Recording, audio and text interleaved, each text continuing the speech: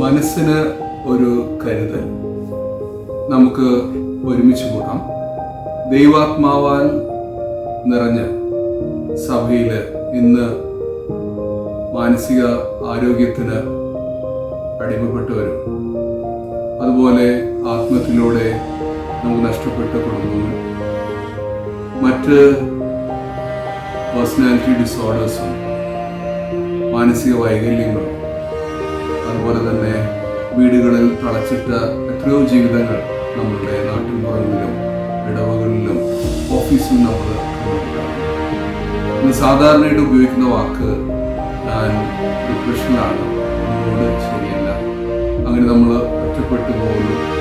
എന്നാൽ ഏറ്റവും വലിയൊരു ചലഞ്ച് നമുക്ക് മറ്റ് അസുഖങ്ങൾ, പനി വന്നാൽ ടെമ്പറേച്ചർ നോക്കാം, പ്രഷർ ഉണ്ടെങ്കിൽ അത് അളക്കാൻ ഇൻസ്ട്രുമെന്റ്സ് ഉണ്ട്, നമുക്ക് ഒരു എല്ലൊടിഞ്ഞാൽ എക്സ്റേ എടുക്കാം.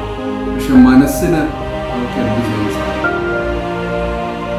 അപ്പോൾ മനസ്സിനൊരു കരുതലായി നമ്മുടെ കത്തോലിക്ക വിശ്വാസ സമൂഹം ഒരുമിച്ച് കൂടുകയാണ് കേരളത്തിലെ മെയ് 8, 9 തീയതികളിൽ. മനസ്സിനൊരു കരുതൽ.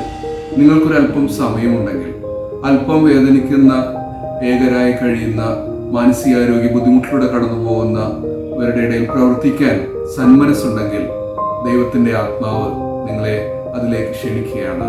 നമുക്ക് ഒരുമിച്ച് കാണാം ഉടനെ.